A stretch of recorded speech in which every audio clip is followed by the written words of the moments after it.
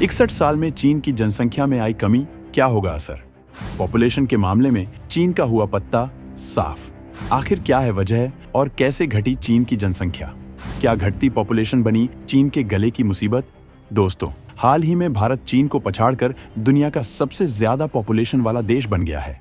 जी हाँ, अब भारत का नाम सबसे ज्यादा पॉपुलेशन वाले देशों में सबसे ऊपर है। भारत की आबादी चीन की आबादी से लगभग 50 लाख ज्यादा हो चुकी है। जहां एक तरफ भारत ने यह मुकाम हासिल किया है, वहीं चीन की जनसंख्या 61 साल में पहली बार नीचे गिरी है। लेकिन चीन की पॉपुलेशन घटने का क्या कारण है? क्यों जहां पहले सिर्फ एक ही बच्चा किया जा सकता था, वहां अब चीन की सरकार लोगों से ज्यादा बच्चे पैदा करने का लालच दे रही है? क्या है वजह और कैसे घटी चीन की जनसंख्या? चलिए जानते हैं इन सब सवालों के जवाब हमारे आज के इस वीडियो में। तो दोस्तों, अंत तक जुड़े रहिएगा हमारे साथ। दोस्तों, चीन एक ऐसा देश है जो इतने सालों से पॉपुलेशन के मामले में टॉप पर रहा है। अब तक चीन अपनी बढ़ती हुई पॉपुलेशन की वजह से बहुत परेशान था, इसलिए तरह तरह की पॉलिसीज भी ला रहा था। लेकिन पिछले कुछ सालों में चीन ने अपनी पॉपुलेशन बढ़ाने के लिए नई नई पॉलिसी ला रहे हैं। साल 2021 में चीन की जितनी आबादी थी, 2022 में उसमें 8.5 लाख की कमी आ गई। पर यह कैसे हुआ और आखिर चीन ऐसा क्यों कर रहा है? ये सब समझने के लिए हमें इतिहास पर एक नजर डालनी होगी और समझना होगा कि चीन की पॉपुलेशन कैसे बढ़ी। चीन की इस बढ़ी हुई आबादी का जिम्मेदार कम्युनिस्ट पार्टी ऑफ चाइना के लीडर माओ जेडोंग को माना जाता है। माओ का मानना था कि एक देश में जितने ज्यादा लोग होंगे, देश उतना ही ताकतवर और सफल होगा। इसके साथ ही माओ चीन से सटे हुए इलाकों पर कब्जा भी करना चाहता था और इसके लिए इसे बड़ी संख्या में सैनिकों की जरूरत थी। साथ साथ खेतों और फैक्ट्रियों के प्रोडक्शन को बढ़ाने के लिए चीन को लोगों की जरूरत थी। माओ को यह भरोसा था कि चीन की पॉपुलेशन चाहे जितनी भी बढ़ जाए, उसके लिए संसाधनों की कमी नहीं पड़ेगी। उसका मानना था कि दुनिया में इंसानों ज्यादा कीमती कुछ भी नहीं है, इसलिए उसने पॉपुलेशन पर कोई कंट्रोल नहीं किया। यहाँ तक कि देश के लिए गर्भ निरोधक दवाओं को इंपोर्ट करना ही बंद कर दिया। माओ की सरकार ने जगह जगह पर ज्यादा बच्चे पैदा करने के लिए उपचार किया और इस सब की वजह से चीन की पॉपुलेशन तेजी से बढ़ी। लेकिन थोड़े समय बाद ही चीन पर बढ़ी हुई पॉपुलेशन का भार पड़ने लगा था। तभी माओ ने बर्थ कंट्रोल की वकालत शुरू कर दी। शहरी इलाकों में 2 और गांव में 3 बच्चे पैदा करने की बात कही गई। लेकिन कहीं ना कहीं इन सब से अब चीन की पॉपुलेशन पर कोई असर नहीं पड़ रहा था। माओ हमेशा से चीन को एक कृषि प्रधान की जगह पर एक इंडस्ट्रियल ओरिएंटेड देश बनाना चाहता था और इसके लिए उसने कई सारी पॉलिसीज में बदलाव भी किए थे। इसके लिए चीन में द ग्रेट लीड फॉरवर्ड की नीति लागू की गई थी और उस समय में शहरी फैक्ट्रियों में उत्पादन बढ़ाने पर जोर दिया जा रहा था।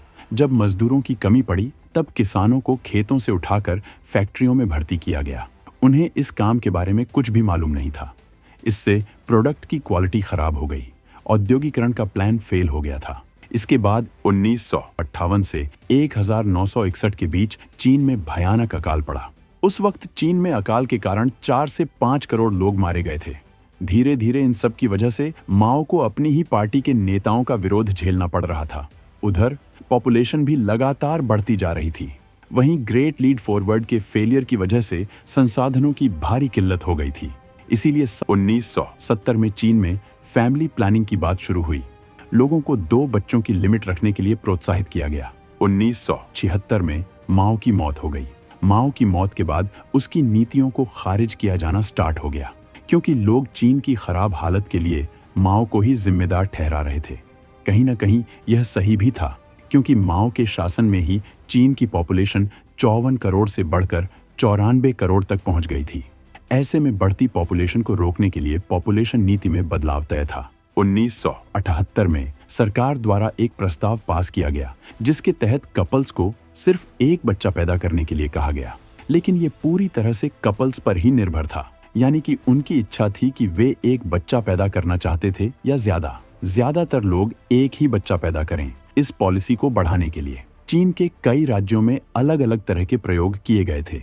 चीन के सिचुआन राज्य में ऐसे लोगों को एक्स्ट्रा राशन दिया जा रहा था जो अपनी जिंदगी में सिर्फ एक ही बच्चा करना चाहते थे। 1979 में जिनके पास एक बच्चा था, उन कपल्स को सर्टिफिकेट ऑफ ऑनर दिया गया ताकि वे और बच्चे पैदा न करें। सरकार का इरादा ये था कि पॉपुलेशन को कंट्रोल किया जाए ताकि संसाधनों में कमी ना हो। लेकिन जब इन सब के बाद भी हालातों में कोई कंट्रोल नहीं हुआ तो 25 सितंबर 1980 को वन चाइल्ड पॉलिसी को देश में कंपलसरी कर दिया गया। उसके बाद ये सरकार की नीति का हिस्सा बन गया। लोगों को ये बात समझाई गई कि पॉपुलेशन को कंट्रोल करना हर नागरिक का कर्तव्य है।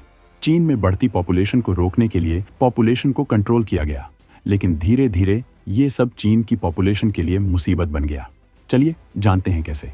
नंबर 1, चीन के समाज में लड़कों को ज्यादा माना जाता है और लड़कियों को पराया धन माना जाता है। ऐसे में जिन लोगों की पहली संतान लड़की होती थी वो या तो उसे मार देते थे या वे दूर छोड़ आते थे।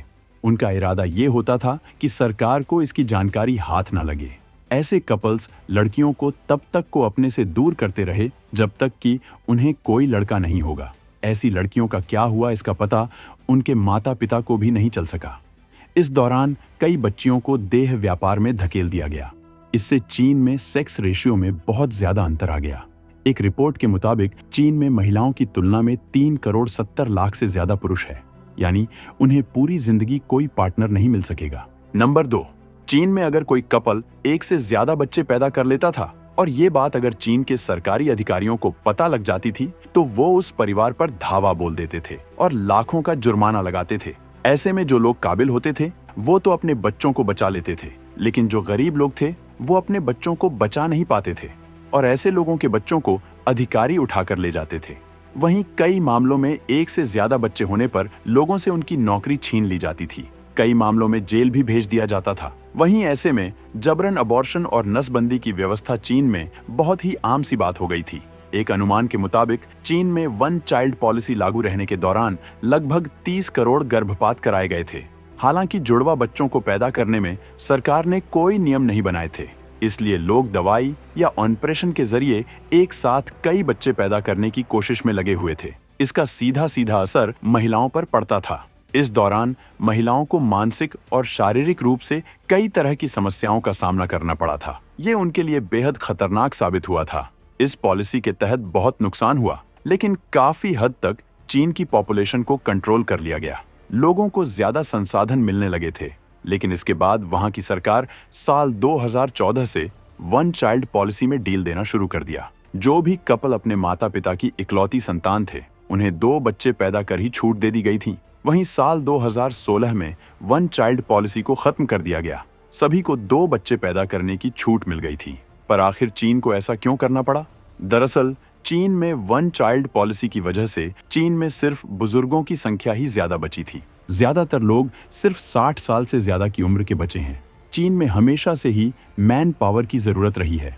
ऐसे में जब वहां पर बुजुर्गों की संख्या ज्यादा बढ़ने लगी तो मैन पावर कम होने लगी। एक रिपोर्ट के मुताबिक साल 2019 में 60 साल की उम्र में ज्यादा लोगों की पॉपुलेशन 42 करोड़ तक पहुंच गई थी। वहीं साल 2021 में जब चीन की जनगणना हुई तो उसमें सामने आया कि चीन में पिछले 10 सालों में सिर्फ 1 करोड़ 20 लाख बच्चे पैदा हुए। ये 1961 से अब तक का सबसे निचला रिकॉर्ड था और इन सब को देखते हुए चीन ने अपने आप यहाँ पर 3 बच्चों तक की परमिशन दे दी।